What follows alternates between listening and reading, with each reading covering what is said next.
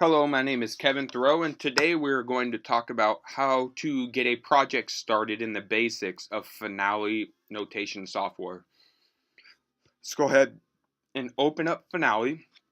I use Finale 2010. That just happens to be the one that I bought at the time, the one I had money for.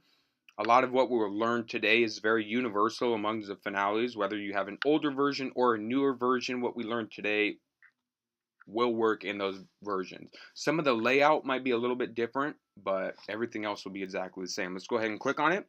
When I click on it, it brings it up here if you have a Mac.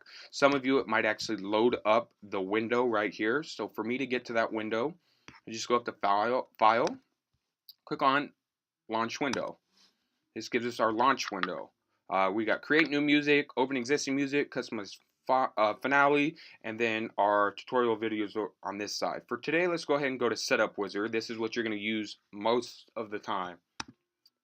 Now this just gives us our ensemble selection. So if you know you're going to write for a jazz band, you can click on jazz band. If you know you're going to write for a concert band, you can click on concert band or an orchestra right here. For today, we're just going to do create new ensemble. We're going to go over here to handwritten style. That's what most people use. It's the style in which it pops up on your screen and what it's written in. And then for size, just go ahead and leave that and click next. Here's what instruments we're going to write for. You have your categories over on this side, and then your actual instruments in that category right in this column. So you got keyboards, you got all your stuff here. You got chorus, you got all your voice parts here. Brass, you got all your brass instruments right here. For today, let's go ahead and do woodwinds. And let's say I have a flute player. Click on flute, click add. I have a clarinet player, click add. And let's say I have an alto sax player, click add. And as you can see, they're all over here on this side. That's what's going to pop up on our score. Score order for right now, orchestral is fine. If you want to do a custom order, you like to see certain things in certain orders on your composition, you can go ahead and click on that and do custom if you want. For right now, orchestral is perfectly fine for what we're going to do. Go ahead and click next. Score information, we're going to do concert E flat major today.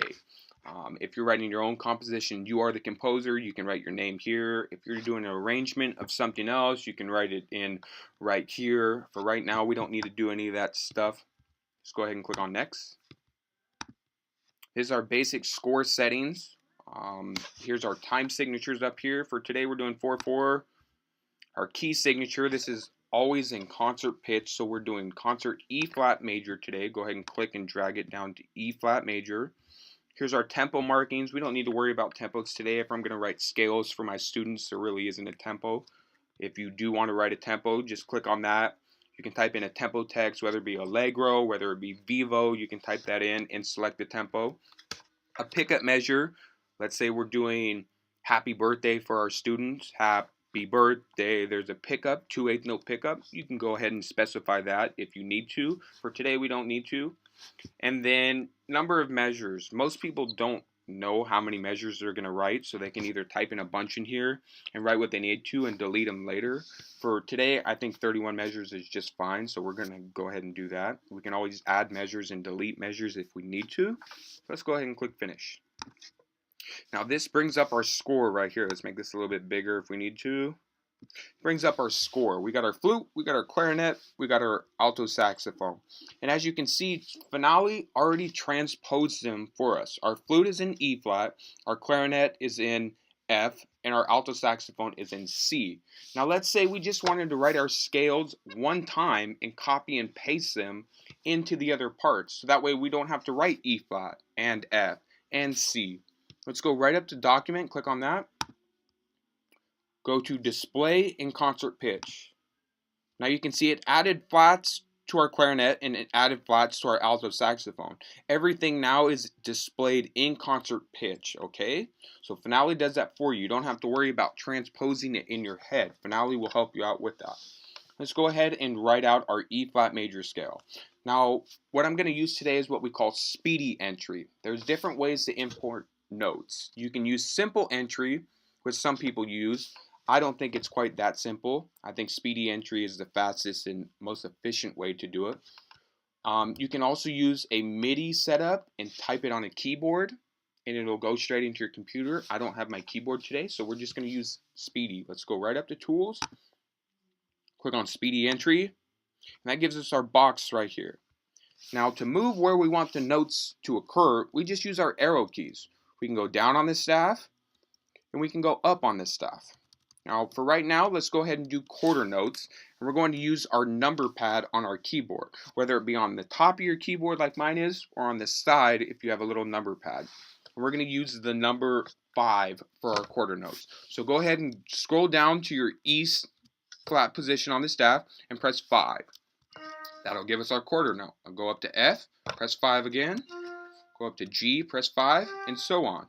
Up, A flat, up, B flat, up, C, D, E flat. And go ahead and, whoops, let's get rid of that. Go ahead and come right back down. We have E flat, D, C, B flat, A flat, G, F, and E flat. There's our quarter notes. Our quarter note is number 5. So if we want to do eighth notes, we're going to go lower in value. It's going to be number 4. So we got 4, go up to our F, 4, up to our G, 4, up to our A flat, 4, and so on. B flat, C, D, E flat.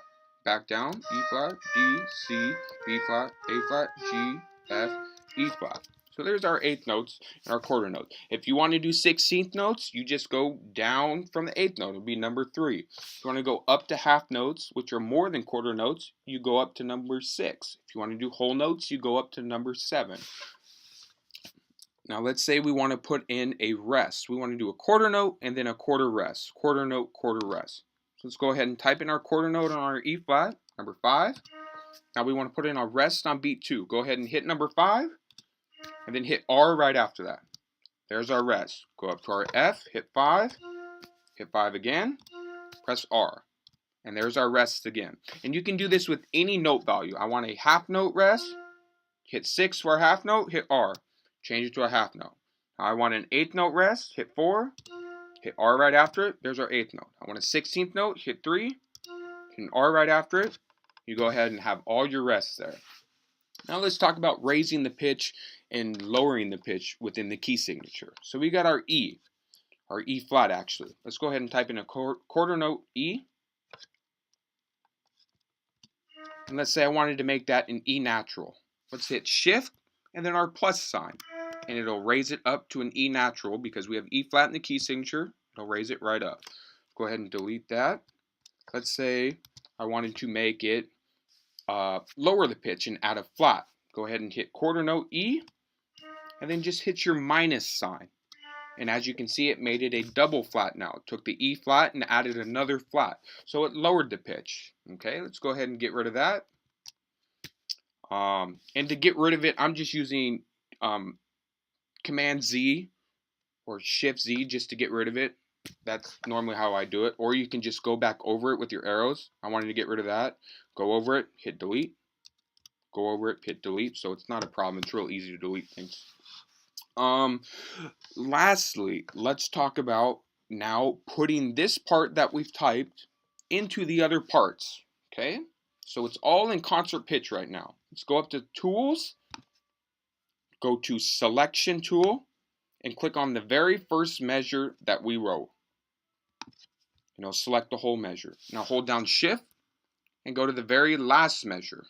Let's do this one, the last one with notes in it. We don't need to worry about the rest. Let's go ahead and click that. It's now selected everything that we've typed. Okay, go ahead and go up to Edit and click on Copy. If you know your Command Z or Control Z and Control C to copy and paste, you can go ahead and do that. For right now, I'm just going to go to Edit, Copy. We're going to go to our clarinet, click on the first measure, back up to Edit, hit Paste, and it is now pasted there. Let's go ahead and go to alto saxophone, go up to Edit, click Paste once again, and it's copied it there now. Now you can see that it has copied it exactly the same as the flute. Everything is in concert pitch. So right here we have E flat, up to E flat, E flat, up to E flat, E flat, up to E flat. It's exactly the same. But now, let's say we wanted to transpose it back to the original key for our students so they don't have to transpose it in their head. We'll go right back up to document where we went before. We're going to click on display and concert pitch. We're going to uncheck that now.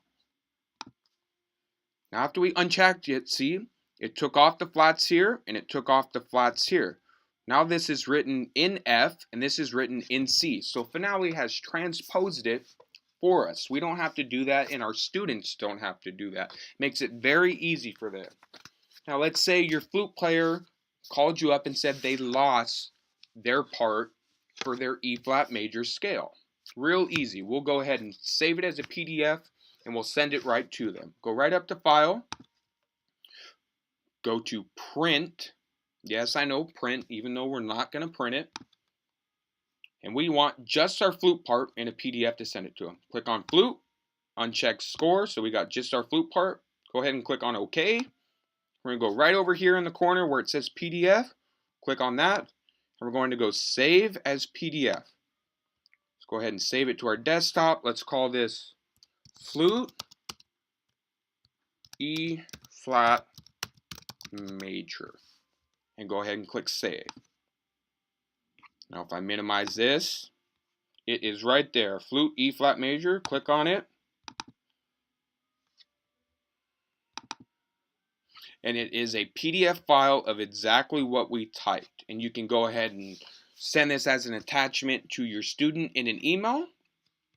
You can do the same thing with any parts. If you wanted to go to the clarinet part, go to Print, click on Clarinet, uncheck Flute. You can save it, send it to your clarinet player. You can also save a score for you as a PDF file. You can basically save any part. Let's say you had 30 parts on this page over here. You can save each one part by part as a PDF. Also, you can save your score for the composer or for the conductor, and it'll be just like this with all the parts on it in a PDF. Okay? So we're done for today. Let's say we want to go to sleep and we don't want to write any more stuff. Just go ahead and go right up to File, go to Save As, save it on our desktop, and we're just going to call this Concert E flat major scale. Keep it as Finale notation software file. Let's go ahead and click Save. We'll close out of this. And as you can see right here, Concert E flat major scale. It's saved right there. Go ahead and click on that, make sure it's there, and see it'll open up exactly where we left off. That's about it for today. If you have any questions, go ahead and email me with any questions or problems that you might have, and I will be more than willing to help you out. Hope you enjoyed the video and enjoy writing music. Thank you.